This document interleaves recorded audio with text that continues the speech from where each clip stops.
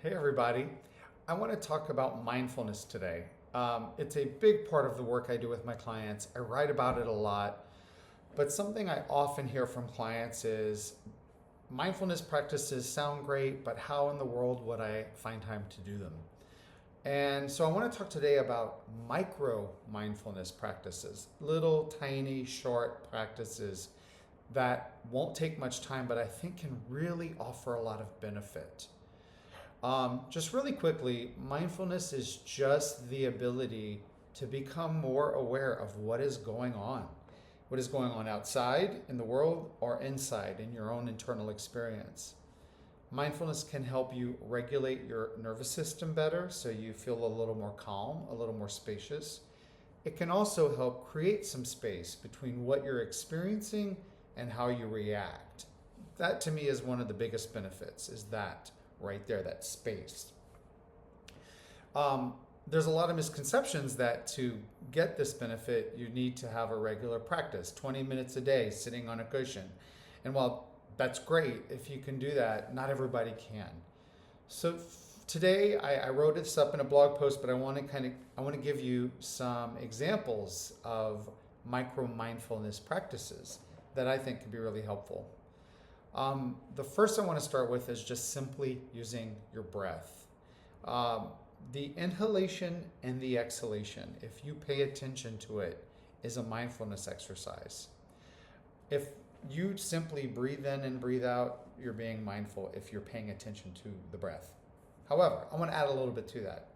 So, one way to do this is a simple 3 breath reset when you're in the middle of a busy day or you're feeling flustered or scattered or out of sorts.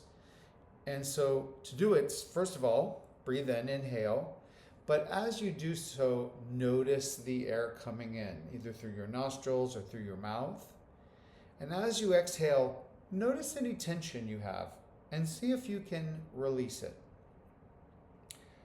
Take a second inhalation and notice one thing around you, maybe an object or a sound.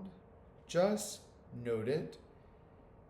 And on an exhalation, expand your focus and see if you can notice more things or something else. On the third round, take an inhalation and notice any more tension. See if you can release that. And then as you exhale, see if you notice how you're feeling now. See if you notice any difference or any shift. So that is a just very quick 3 breath reset where you notice and release tension, notice what's going on around you, and then just see what happens. Something similar that can be really helpful that is also can be done really quickly is a 30-second body scan. And again, I think of these as things you can do in the middle of your day. You can pause for whatever you're doing, and you can start at your head or at your feet, but just scan your body, really bringing your attention to your head. What do you notice there? Maybe you go to your face. What do you notice there? Your shoulders, your arms, your chest, your torso, your pelvic area, your legs, down to your feet. You can notice physical sensations. You may notice uncomfortable sensations. You may notice things like temperature or the feeling of your clothing. You may even notice the feeling of gravity. Just take a moment to scan from head to toe, but really focus on noticing what's going on in your body. Then return to what you're doing, but as you do so, see if you notice a slight shift there. Another similar kind of exercise is to take a few moments, again, 30 seconds, to do a single sense focus. And so it could be something as simple as taking 30 seconds to notice, using one of your senses, what registers with your senses. So what are you hearing? And take 30 seconds. You can put a timer on if you want, to notice what sounds you hear and really sharpen your sense of hearing to see what other sounds you hear. You might, as you do so, notice even more faint sounds in the background.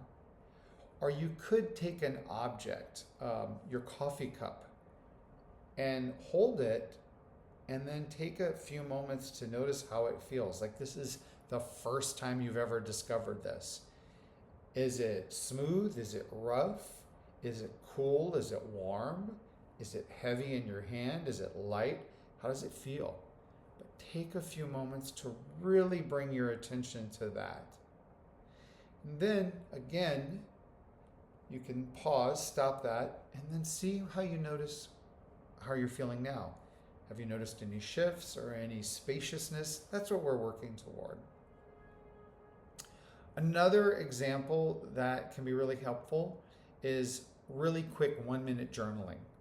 The reason I like this one is that journaling allows us to externalize. Whatever's going on in our brains can be transferred to paper. You can do it on your phone too. I happen to like writing better, but the idea is to externalize it, and your brain will start processing it a little differently, and you'll create a little space from it. So it could be a prompt like, right now I'm noticing this, and you could write down some of the thoughts you're noticing. Or what I need most right now, and then write down those things. But see what happens when you actually write it down, and see if you notice your brain shifting and how it focuses on this. Another one, the other one that I wanted to share, and I've talked about this in previous videos and blog posts, is the STOP technique. I love this one. I use it a lot. STOP is an acronym. It stands for stop, so stop whatever you're doing. Take a breath. That's the T. Go ahead and inhale and exhale, and do that slowly. And you can do another round or two if it feels good. Observe. So observe what's going on around you. What do you see? What do you hear? Observe what's going on inside of you. What are you noticing? Thoughts, feelings, emotions. And the P is proceed. How do you want to move forward? What do you want to do next? It's going to be a great moment to refocus. What actually matters right now? So the STOP technique can be really helpful. Now these are all very similar variations that either employ your breath or your senses as a way to build up mindfulness. But what matters here is none of them take very long. And you'll notice in every one of them, I encourage you to pay attention to what happens after. And I think one way that you can incorporate this is by viewing these as little experiments where you notice, do I see something changing when I do these? Incorporating these into your day can be pretty easy. It can be a matter of anchoring them to something else you're already doing. So for example, when you're brushing your teeth, you can do a mindfulness experiment like we're talking about. Or when you power up your laptop to start your day, you could do a mindfulness moment at that time. Also, don't forget the power of reminders, of getting little prompts to remind you to do something. So an alarm on your phone, something that pops up to remind you to do that, can be really helpful, especially as you're trying to build a habit. I mentioned experimenting, and I want to really kind of emphasize that. I think the biggest thing I get, again, from the beginning is, I don't have time for this. And so I want you to think in terms of experimenting with some of these to see if you feel differently.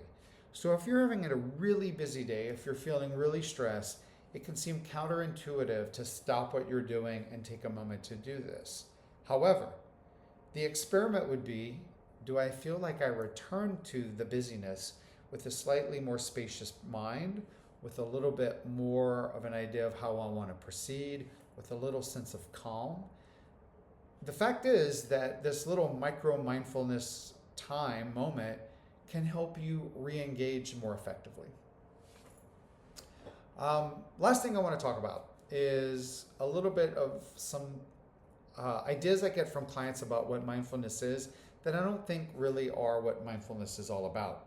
One is that, well, I need to have no thoughts. I need my mind to be completely clear while I'm doing this. And that's definitely not true. What matters more is, let's say you did some of this breathing and your brain is still very active. Simply bring your focus back to your breath. Or if, as you're noticing doing a body scan, your brain gets active, bring your attention back to whatever part of your body you were noticing. It's not about turning off your brain. It's about bringing the focus back. Okay. Another one, and this goes to the 30-second experiments I just talked about. You don't already have to be in a state of calm to do this. The fact is that doing it the way we're talking about, where you just kind of pause what you're doing and jump in and try this, actually will help and bring up more of a sense of calm, help you regulate your nervous system better. I already mentioned the third kind of misconception I get is that this needs to be a long, intensive practice. Certainly there are a variety of mindfulness practices, including meditation, which are great and very beneficial. And the benefit certainly increases when you have more time to do them, but they aren't necessary. What I want to leave you with is that mindfulness is a way to quickly reset your brain, a way to build focus, a way to build a sense of calm, and most importantly for me, a sense of spaciousness, where you kind of see what's going on inside and outside and have a little bit of space to figure out what next. How do I want to respond to this? I feel that's the most important takeaway from any mindfulness practice. So I did write up instructions for these in my blog post, and I welcome any questions, or perhaps you have your own mindfulness ideas you want to share. And let me know if you have any questions.